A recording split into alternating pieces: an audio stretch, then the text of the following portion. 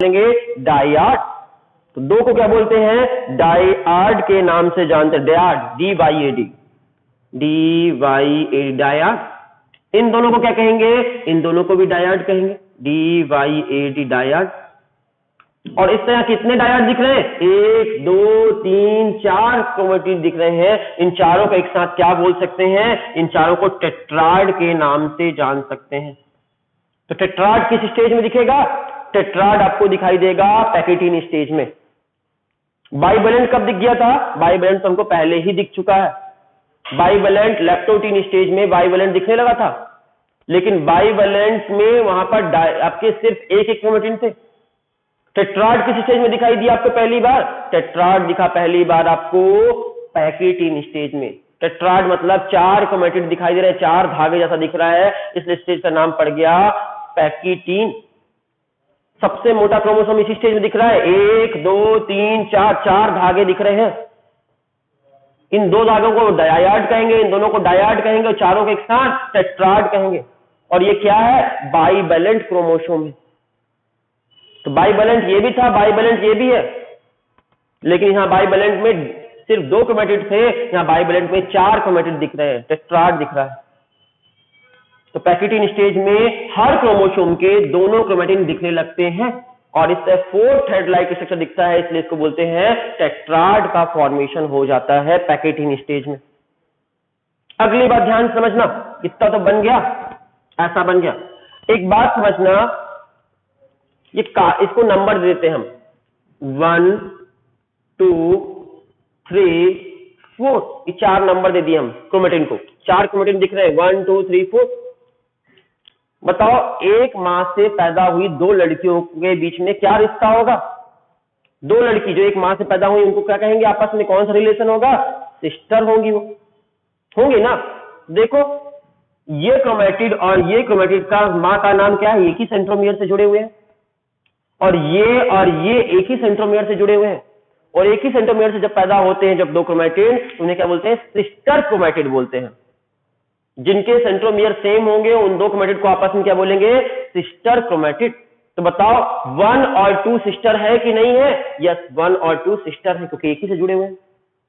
3 और 4 क्या है? सिस्टर है। तो 1 और 2 सिस्टर है, 3 और 4 सिस्टर है। यहां पर देख सकते हो, सिस्टर क्रोमेटिड। और जो सिस्टर नहीं होगी उसको नॉन सिस्टर बोलेंगे। तो आपसे पूछेंगे सिस्टर और नॉन सिस्टर पहचानना है, जल्दी से देखते हैं कितने लोग पहचान पा रहे हैं।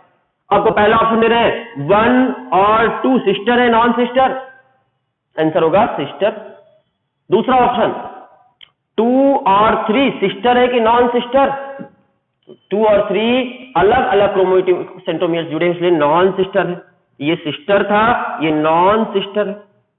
तीसरा ऑप्शन, 3 और 4 सिस्टर है। 1 और 4 क्या है? 1 और 4 अलग अलग है, नॉन सिस्टर। 2 और 4 क्या है? 2 अलग है और 4 अलग है, नॉन सिस्टर है। आपका 4 एंड 3 क्या है? 4 और 3 सेम है, सिस्टर है। 2 एंड 1 सिस्टर है। तो कौन सिस्टर है, कौन नॉन सिस्टर है, पहचान सकते हो आप? जो दोनों क्रोमेटिन के सेंट्रोमियर सेम हो वो सिस्टर है, जिनके सेंट्रोमियर अलग अलग है वो नॉन सिस्टर है। सिंपल सी लैंग्वेज में तो सिस्टर और नॉन सिस्टर तो आप पहचान ही सकते हो अच्छे से। चलो, अपना शादी किसमें करते हो आप लोग? अपनी सिस्टर से शादी करते हो कि नॉन सिस्टर से शादी करते हो आप? तो हम सभी शादी करते हैं हमेशा नॉन सिस्टर से, अपनी सिस्टर से कभी शादी नहीं करते। तो वैसे ही यहां पर रिकॉम्बिनेशन होगा, अपना कुछ पार्ट तोड़कर ये इसको दे देंगे, इसका कुछ पार्ट तोड़कर ये ले लेंगे। हमेशा रिकॉम्बिनेशन या क्रॉसिंग ओवर, इस घटना को बोलते हैं रिकॉम्बिनेशन। कुछ पार्ट एक्सचेंज करते हैं, अपना कुछ पार्ट एक्सचेंज जब करते हैं, जेनेटिक मटेरियल का एक्सचेंज होता है क्रोमोसोम के कुछ पार्ट का, इस घटना को बोलते हैं आपका रिकॉम्बिनेशन। रिकॉम्बिनेशन के नाम से जानते हैं, या इसी कहते हैं क्रॉसिंग ओवर के नाम से जानते हैं। क्रॉसिंग ओवर नाम की प्रोसेस होगी यहां पर। रिकॉम्बिनेशन भी बोल सकते हो इसको, क्रॉसिंग ओवर भी बोल सकते हो। और रिकॉम्बिनेशन या क्रॉसिंग ओवर एक ही चीज, अलग अलग नहीं है। तो रिकॉम्बिनेशन या क्रॉसिंग ओवर हमेशा किसके बीच में होता है? हमेशा होता है नॉन सिस्टर होमोलॉगस क्रोमोसोम के बीच में, होमोलॉगस क्रोमोसोम के बीच में, हमेशा नॉन सिस्टर होमोलॉगस क्रोमोसोम के बीच में ही रिकॉम्बिनेशन होता है, क्रॉसिंग ओवर होता है। पैकेटिन स्टेज के बारे में क्लियर हो गया। पैकेटिन स्टेज में ही रिकॉम्बिनेशन होता है। हमेशा एग्जाम में क्वेश्चन पूछा जाता है कि क्रॉसिंग ओवर किस स्टेज में देखा गया है? क्रॉसिंग ओवर पैकेटिन स्टेज में होता है। किसके बीच में होता है? नॉन सिस्टर होमोलॉगस क्रोमोसोम के बीच में होता है, नॉन सिस्टर होमोलॉगस क्रोमोसोम के बीच में। सबसे मोटा क्रोमोसोम किस स्टेज में दिखता है? पैकेटिन स्टेज में। कितने? 1 2 3 4 क्रोमैटिड दिखाई देते हैं, 4 क्रोमैटिड दिखाई देते हैं। टेट्राड कहते हैं इन 4 क्रोमैटिड को। टेट्राड का फॉर्मेशन पैकेटिन स्टेज में चलेगा। तो आपसे कितने सारे क्वेश्चन का आंसर पूछ लें, पैकेटिन स्टेज में क्या क्या पढ़ा दिया आपको। टेट्राड किस स्टेज में दिखेगा? पैकेटिन स्टेज में। रिकॉम्बिनेशन कब होता है? पैकेटिन स्टेज में। किसके बीच में होता है? नॉन सिस्टर होमोलॉगस क्रोमोसोम के बीच में। रिकॉम्बिनेशन का दूसरा नाम क्रॉसिंग ओवर। किसने पहली बार खोजा था? मॉर्गन नाम के साइंटिस्ट ने पहली बार देखा था रिकॉम्बिनेशन। अगली बात कि पैकेटिन स्टेज में कितने क्रोमैटिड दिखाई देंगे? 4 क्रोमैटिड दिखाई देते हैं। ठीक है। अब अगली बात, रिकॉम्बिनेशन में होगा क्या? इसका कुछ पार्ट टूटकर इसमें चला जाएगा और इसका कुछ पार्ट टूटकर इसमें आ जाएगा। इस प्रोसेस को बोलेंगे रिकॉम्बिनेशन। अब देखो, इसका टूटकर इसमें जाना है और इसका टूटकर इसमें आना है, और टूटने का काम पहले काटना पड़ेगा ना। इसका कुछ पार्ट इसमें जाना है और इसका कुछ पार्ट इसमें आना, तो क्या करना होगा? पहले काटना पड़ेगा। काटने के लिए क्या चाहिए होगी? सीजर चाहिए होगी। मॉलिक्यूल्स को काटना तो मॉलिक्यूलर सीजर चाहिए होगी। कैंची आपकी लोहे वाली कैंची नहीं, मॉलिक्यूलर सीजर चाहिए होगी। और मॉलिक्यूलर सीजर क्या है? एक एंजाइम है जिसे मॉलिक्यूलर सीजर कहते हैं। एंजाइम है, उस एंजाइम का नाम है रिस्ट्रिक्शन एंडोन्यूक्लिएज एंजाइम। एंडोन्यूक्लिएज नाम का एक एंजाइम है ये, रिस्ट्रिक्शन एंडोन्यूक्लिएज, ये एक एंजाइम का नाम है। और ये एंडोन्यूक्लिएज एंजाइम का काम क्या है? न्यूक्लिक एसिड को तोड़ देना, काट देना। काटना काम है, सीजर की तरह काम करता है। एंडोन्यूक्लिएज एक एंजाइम है जो डीएनए को काटने काम आता है, इसलिए इसको मॉलिक्यूलर सीजर भी कहते हैं। आपसे कोई पूछे मॉलिक्यूलर सीजर किसे कहते हैं? एक एंजाइम को। एंजाइम का नाम एंडोन्यूक्लिएज, ये एक एंजाइम है। एंडोन्यूक्लिएज का काम क्या है? काटना। तो काट देगा, टुकड़े टुकड़े कर देगा इसके। तो इसको तोड़ दिया, यहां से काट दिया, इस काले वाले को, इसको काट दिया, सफेद लाल वाले को, कट गए, दोनों टुकड़े अलग अलग हो गए। अब क्या करेगा? अगली घटना, इस टुकड़े को यहां जाकर चिपकाना है और इस टुकड़े को यहां चिपकाना है, उल्टा करना है, एक्सचेंज करना है। काला वाला टुकड़ा लाल वाले में जुड़ जाएगा और लाल वाला टुकड़ा जाकर काले वाले में चिपक जाएगा। देख पा रहे हो? अदला बदली हो गई। इसका कुछ पार्ट इसमें चला गया और इसका कुछ पार्ट इसमें चला गया। इस घटना को रिकॉम्बिनेशन या क्रॉसिंग ओवर कहते हैं। और ये हमेशा नॉन सिस्टर होमोलॉगस क्रोमोसोम के बीच में ही होता है। तो ये पार्ट का एक्सचेंज हो गया, अदली बदली हो गई सम पार्ट की। और जो सम पार्ट की अदली बदली में काटने का काम किसने किया? आपके एंडोन्यूक्लिएज एंजाइम ने। अब इसको जोड़ने का काम कौन करेगा? Molecular glue.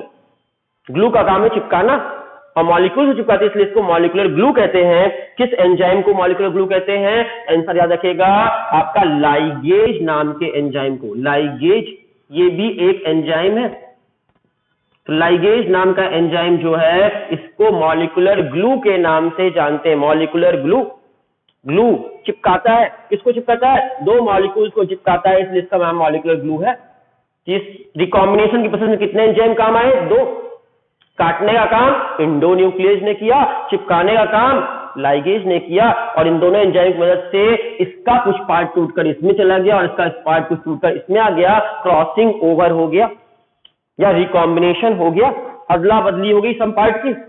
मॉर्गन ने सबसे पहली बार देखा था कि अदला बदली किस स्टेज में हुई?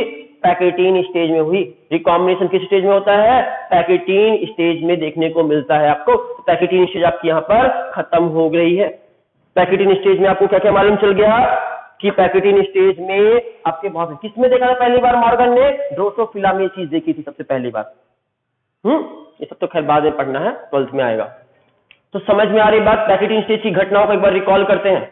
सबसे पहली घटना, इस स्टेज में क्रोमोसोम के दोनों क्रोमैटिड क्लियर दिखने लगेंगे। दोनों क्रोमोसोम के दोनों क्रोमेटिन, मतलब 4 क्रोमेटिन दिखाई देंगे, इन्हें टेट्राड के नाम से जानेंगे, टेट्राड दिखाई देने लगेगा। दूसरी बात, इस घटना में क्रोमोसोम 4 थ्रेड जैसा दिखेगा पैकेटिन स्टेज में। तीसरी लाइन, इसमें नॉन सिस्टर होमोलॉगस क्रोमोसोम के बीच में रिकॉम्बिनेशन नाम की प्रोसेस होगी या क्रॉसिंग ओवर होगा। कुछ पार्ट टूटकर इसका इसमें चला जाएगा और इसका कुछ पार्ट टूटकर इसमें आ जाएगा, ठीक है, नॉन सिस्टर होमोलॉगस क्रोमोसोम के बीच में। और ये काम में मदद कौन करेंगे? 2 एंजाइम मदद करेंगे। कौन कौन? इंडोन्यूक्लियेज और लाइगेज। इंडोन्यूक्लियेज एंजाइम काटने के काम आएगा, इसलिए इसको मॉलिक्यूलर सीजर कहते हैं, और लाइगेज जोड़ने काम आएगा, चिपकाने काम आएगा, इसलिए इसको मॉलिक्यूलर ग्लू कहते हैं। और इस प्रोसेस के बाद इसका कुछ पार्ट इसमें चला गया, उसका कुछ पार्ट इसमें आ गया। और देखो, जब किसी, देखो ये दो आपके ढक्कन देखते हैं, देखना, ये 2 ढक्कन है। अगर इसका ढक्कन इस पे चला जाए और इसका ढक्कन इस पे लगा दें हम, ये देखो लाल वाले का ढक्कन हम काले वाले के ऊपर लगा दें और काले वाले का ढक्कन लाल वाले के ऊपर लगा दें, थोड़ा ऑड लग रहा है कि नहीं लग रहा है? और इस घटना को क्या बोलेंगे? काइजमाटा बन गया। क्या बन गया? काइजमाटा का फॉर्मेशन हो गया। तो काइजमाटा का फॉर्मेशन किस स्टेज में हुआ? पैकेटिन स्टेज में ही हुआ। काइजमाटा, काइजमाटा का फॉर्मेशन। तो आपसे कोई पूछे काइजमाटा का फॉर्मेशन किस स्टेज में होता है? CHIAS, यहाँ पे ए रहेगा, CHIASMATA, काइजमाटा का फॉर्मेशन किस स्टेज में होता है? आंसर होगा पैकेटिन स्टेज में। अदला बदली, इसका मार्कर का ढक्कन इधर रख दिया, इसका इधर काइजमाटा। काइजमाटा समझने के लिए इसको दिक्कत हो रही हो, गणपति बप्पा मौर्य बोल दो एक बार। गणपति बप्पा को याद करो, उनकी पूरी बॉडी किसकी है? ह्यूमन की है। सिर किसका है? एलिफेंट का है। एक बॉडी पे दूसरे ऑर्गेनिज का बॉडी लगा हुआ है, 2 ऑर्गेनिज का बॉडी लगा हुआ है, काइजमाटा। अदला बदली हो गई, इंसान का शरीर और सिर हो गया किसका? हाथी का। गणेश जी सबसे अच्छे एग्जाम्पल है, गणेश जी से समझ लेना काइजमाटा। काइजमाटा क्या है? जब इसका चीज इसमें लगा हुआ दिखे और इसका चीज इसमें लगा हुआ दिखे तो इसको क्या बोलते हैं? काइजमाटा। काइजमाटा किस स्टेज में बनता है? पैकेटिन स्टेज में बनता है, दिखता नहीं है। बनना और दिखना 2 अलग अलग वर्ड है। काइजमाटा का फॉर्मेशन किस स्टेज में होता है? पैकेटिन स्टेज में। चलेगा? बनना है, लेकिन कोई दिखाई नहीं देगा काइजमाटा, अभी इतना पास है कि समझ में नहीं आ रहा है। काइजमाटा का फॉर्मेशन पैकेटिन स्टेज में हो जाता है। आपका पैकेटिन स्टेज यहां पर खत्म हुआ। पैकेटिन स्टेज बहुत इंपॉर्टेंट था, अक्सर एग्जाम में पूछा जाता है कि रिकॉम्बिनेशन कहां होता है, किसके बीच में होता है, कौन से एंजाइम मदद करते हैं, इस तरह के क्वेश्चन होते हैं। पैकेटिन स्टेज में होता है रिकॉम्बिनेशन, हमेशा याद रखना। अगले स्टेज है डिप्लोटीन स्टेज। डिप्लोटीन स्टेज के बारे में बात करेंगे अगर हम, तो डिप्लोटीन स्टेज के बारे में आप जान लीजिए कि यहाँ पे सबसे खास बात यह है कि जो काम करने के लिए 2 क्रोमोसोम एक दूसरे के पास आए थे वो काम कर लिए। क्या करने आए थे? क्रॉसिंग ओवर कर लिया इन्होंने, आपस में क्रॉसिंग अदली बदली कर ली, काम खत्म हो गया। अब एक दूसरे को रिपल्सन करने लगे, धक्का मारने लगेंगे, बोले भाग साला तू, बोलेगा तू भाग, दोनों एक दूसरे को धक्का मार लगेंगे। लेकिन ये दोनों एक दूसरे से किससे जुड़े हुए थे? सिनेप्टोनेमल कॉम्प्लेक्स इनको जोड़कर रखा हुआ है। लेकिन एक दूसरे को पसंद नहीं कर रहे हैं, एक दूसरे से भागने की कोशिश करेंगे, एक दूसरे से डिस्टेंस बनाने की कोशिश करेंगे और एक शेप बनेगा। कौन शेप? एक्स शेप का फॉर्मेशन हो जाएगा, क्योंकि यहाँ पर बीच में जुड़े हुए काइजमाटा की मदद से जुड़े हुए हैं, सॉरी इसकी मदद से जुड़े हुए हैं सेप्टोनेमल कॉम्प्लेक्स की मदद से, लेकिन एक दूसरे से मैक्सिमम डिस्टेंस बनाने की कोशिश करेंगे। 2 लोग आपस में जुड़े हुए भी हो और एक दूसरे से नफरत भी करते हो, कोई इधर मुंह कर ले वो इधर मुंह कर ले। कौन शेप बनेगा? एक्स शेप का स्ट्रक्चर बना। देखो ये एक्स शेप बना, एक्स शेप का स्ट्रक्चर बनाएंगे और इस एक्स शेप के स्ट्रक्चर को में बोलेंगे तो आपको बोलेंगे डिप्लोटीन स्टेज में क्रोमोसोम के बीच में कौन सा स्ट्रक्चर बनता है? एक्स शेप का स्ट्रक्चर बनता है। क्यों बनता है? क्योंकि दोनों क्रोमोसोम एक दूसरे को, होमोलॉगस क्रोमोसोम एक दूसरे को रिपेल करने लगते हैं, धक्का मारने लगते हैं, नफरत करते हैं एक दूसरे से, रिपल्सन होगा। रिपल्सन होगा और एक दूसरे से दूर दूर हो जाएंगे, एकदम सटे हुए थे, जो एक दूसरे से चिपके हुए थे, गले से गले लगे हुए थे, थोड़ा दूर हो गए एक दूसरे से। काइजमाटा का फॉर्मेशन कर लिए और काइजमाटा की वजह से डिस्टेंस बढ़ गए, सॉरी एक दूसरे दूर हो गए और एक्स शेप बन गए रिपल्सन की वजह से, और दूर हो गए तो जो काइजमाटा यहां बना था पैकेटिन में दिख नहीं रहा था कि इसकी मुंडी इसके सिर पे, इसकी मुंडी इसके सिर पे, ये एकदम पास से दिख नहीं रहे थे, लेकिन दूर दूर हुए तो दिखा, अरे इसकी मुंडी तो इसके सिर पे आ गई, इसकी मुंडी इसके सिर पे आ गई। मतलब काइजमाटा दिखाई कब देता है? तो काइजमाटा अपीयर या दिखाई विजुअल कब होगा? तो आपके डिप्लोटीन स्टेज में विजुअल होगा। विजुअल होगा आपका, विजुअलाइजेशन। विजुअल कब दिखाई देगा? तो विजुअल जो होगा, बल सॉरी विजुअल कब होगा? विजुअल होगा आपके डिप्लोटीन स्टेज में। काइजमाटा विजुअलाइज रहेगा, दिखने लगेगा साफ साफ। बन तो गया था कौन से स्टेज में? जाइगोटीन स्टेज में, सॉरी पैकेटीन स्टेज में। पैकेटीन स्टेज में काइजमाटा का फॉर्मेशन हो गया था, लेकिन काइजमाटा अपीयर कब हुआ, विजुअलाइज कब हुआ? डिप्लोटीन स्टेज में। दोनों दिखने लगा। कौन सा शेप बना लेगा यहाँ पे क्रोमोसोम? एक्स शेप बना लेगा। दोनों होमोलॉगस क्रोमोसोम एक दूसरे को रिपेल करेंगे, लेकिन एक दूसरे को रिपेल नहीं कर पाएंगे। फिर अगली घटना क्या होगी? काइजमाटा जो बना था, वो काइजमाटा क्रोमोसोम की लेंथ में जाएगा और किधर से किधर जाएगा? सेंट्रोमियर से एंड की तरफ जाएगा। इस प्रोसेस में जो काइजमाटा बना था, वो काइजमाटा जो अदली बदली वाला जगह, वो काइजमाटा सेंट्रोमियर से एंड की ओर जाएगा और इस प्रोसेस को टर्मिनलाइजेशन कहते हैं, टर्मिनलाइजेशन। तो क्रोमोसोम में जो काइजमाटा बना था, वो काइजमाटा मूव करेगा टूवर्ड द एंड और इस प्रोसेस को बोलेंगे टर्मिनाइजेशन। टर्मिनाइजेशन हो जाएगा, टर्मिनल पोजीशन पे जाएगा, टर्मिनाइजेशन हो जाएगा। समझ में आ रही बात? तो टर्मिनाइजेशन कब देखने मिलेगा? आपको डिप्लोटीन स्टेज में देखने मिलेगा। सबसे इंटरेस्टिंग बात कि डिप्लोटीन स्टेज जो होता है सबसे लॉन्गेस्ट फेज है। कितना लॉन्ग हो सकता है? कोई गेस कर सकता है? इतना लॉन्ग कि आप गेस भी नहीं कर सकते। कितना बड़ा हो सकता है? 12 से 15 साल तक हो सकता है। 12 to 15 ईयर्स। एक लड़की जब पैदा होती है ना, पैदा होते ही उसके शरीर में ओवा बनना स्टार्ट हो जाता है। स्पर्म ओवा जैसा होता है लड़कों के शरीर में, लड़की के ओवा। तो लड़की के शरीर में ओवा का फॉर्मेशन पैदा होते ही बनना स्टार्ट। जैसे एक लड़की पैदा हुई, उसके शरीर में ओवा का फॉर्मेशन शुरू हो जाएगा। किस घटना से बनने का ओवा? मियोसिस से। उसके शरीर में G1 फेज चलेगी, S फेज आएगी, G2 फेज आएगी। G2 फेज के बाद मियोसिस 1 स्टार्ट होगा। मियोसिस 1 में कैरियोकाइनेसिस स्टार्ट होगा, प्रोफेज 1 स्टार्ट होगा, लेप्टोटीन स्टेज हो जाएगी, जाइगोटीन स्टेज हो जाएगी, पैकेटीन स्टेज हो जाएगी। और जब डिप्लोटीन स्टेज की बारी आएगी, तो डिप्लोटीन स्टेज में वहां पर रुक जाएगा सेल डिवीजन। कब तक रुका रहेगा? जब तक लड़की बड़ी नहीं हो जाए, लड़की यंग ना हो जाए। 12 साल के आसपास की लड़की, 11-12 साल की लड़की नहीं हो जाती है, तब तक उसके शरीर में ये रुका हुआ रहता है। तो जब तक लड़की जवान नहीं हो जाती, यंग नहीं होती, तब तक उसके शरीर में ओवा नहीं बनता। बनना स्टार्ट तो हो जाता बचपन से ही, लेकिन ओवा बनना कंप्लीट कब होता है? आपका बड़े होने के बाद, 11-12 साल के बाद। तब तक आपके उसकी बॉडी का जो ओवा है किस स्टेज में रुका हुआ रहता है? डिप्लोटीन स्टेज में रुका हुआ होता है। तो ओवा का डेवलपमेंट डिप्लोटीन स्टेज में रुका होता है। तो फीमेल की, ह्यूमन की फीमेल के उस साइड में इसका स्टेज कितना लंबा हो सकता है? डिप्लोटीन 12 से 15 साल तक भी हो सकता है। मैक्सिमम लिखा हुआ है ये, मिनिमम तो कम से कम कुछ भी हो सकता है, लेकिन मैक्सिमम टाइम इसका 12 से 15 साल तक ये डिप्लोटीन स्टेज में रह सकता है ह्यूमन के उस साइड में।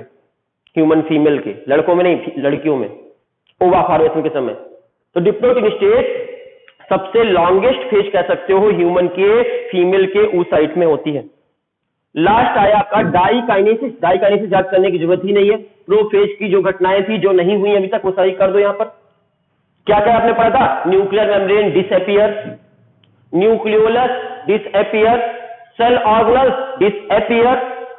जो आपने पढ़ा था वो सारी घटनाएं यहां कर दो। तो यहां पर सारी घटना कर दो। टर्मिनाइजेशन जो चल रहा था वो कंप्लीट हो गया, कंडेंसेशन हो गया। तो जो घटनाएं प्रोफेज की थी वो सारी यहां कंप्लीट कर दो। क्या क्या याद रखना? Nuclear membrane disappear, nucleolus disappear, और तीसरी घटना याद रखना कि आपका स्पिंडल फाइबर का फॉर्मेशन भी प्रोफेज में होता है। अगर हमने वहां पे बताना छूट गया था माइटोसिस में, तो रखना स्पिंडल फाइबर का फॉर्मेशन कहां होता है? प्रोफेज में ही स्टार्ट होता है। तो स्पिंडल फाइबर का फॉर्मेशन भी शुरू हो जाएगा यहीं पर। तो सारी घटनाएं, बची खुची जो घटनाएं हैं प्रोफेज की, वो यहां पर डाइकाइनेसिस में होती हैं। और इसके साथ डाइकाइनेसिस खत्म हो गया। कौन कौन सी घटना बताए? Nuclear membrane disappear, nucleolus disappear, terminalization completed, spindle fibre formation started. ये सारी घटना यहां पर डाइकाइनेसिस में होंगी। और इस तरह ये पांचों फेज पढ़ने के बाद आपका प्रोफेज खत्म हो गया। प्रोफेज पर यहां तक खत्म हो गया। नेक्स्ट क्लास में हम लोग मेटाफेज, एनाफेज और टीलोफेज पढ़ेंगे। लेकिन इसको पढ़ने से पहले माइटोसिस के तीनों फेज क्लियर करके रखना, कंपेयर करेंगे यहां पर माइटोसिस स्टेज को। तो अब पहले वाली क्लासेस को माइटोसिस कंप्लीट कर आना। आपको यहां तक कोई दिक्कत है तो बोलो। लेप्टोटीन में क्रोमोसोम पतले धागे जैसा दिखेगा, जाइगोटिन स्टेज में 2 पेयर ऑफ क्रोमोसोम दिखाई देंगे, होमोजाइगस क्रोमोसोम पेयर में हो जाएंगे, homologous chromosome sorry. Pachytene stage में दोनों क्रोमेटिन दिखाई देने लगेंगे, टेट्राड दिखाई देने लगेगा, रिकॉम्बिनेशन हो जाएगा नॉन सिस्टर होमोलॉगस क्रोमोसोम के बीच में पैकेटिन स्टेज में। और पैकेटिन स्टेज में आपके बहुत सारी घटनाएं होंगी। और क्या होगा पैकेटिन स्टेज में? रिकॉम्बिनेशन हो गया, कौन सा एंजाइम काम करेंगे? इंडोन्यूक्लियेज और लाइगेज। फिर डिप्लोटिन स्टेज में आपका दोनों एक दूसरे को रिपेल करेंगे, धक्का मारेंगे और एक्स शेप स्ट्रक्चर बनाएंगे, टर्मिनाइजेशन स्टार्ट हो जाएगा।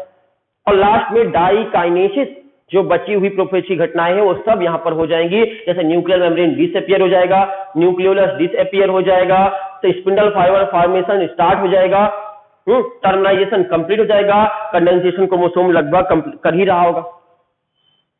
तो इस तरह प्रोफेज 1 आपका कंप्लीट हो गया।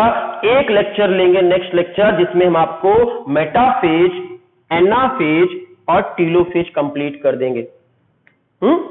तो आप लोग नेक्स्ट लेक्चर पढ़ने से पहले आप माइटोसिस अच्छे से पढ़कर आएंगे। और यहां तक जितना पढ़ाया है उसमें कोई भी दिक्कत है तो बोलिएगा, हम लाइव सेशन ले लेंगे आपका। ठीक है, दिक्कत है तो लाइव सेशन ले लेंगे, लेकिन आप यहां तक क्लियर करके आइए। या डाउट है तो आप हमको व्हाट्सएप में पूछिए, ग्रुप में पूछिए, पर्सनल पूछिए, जैसा पूछना। Thank you.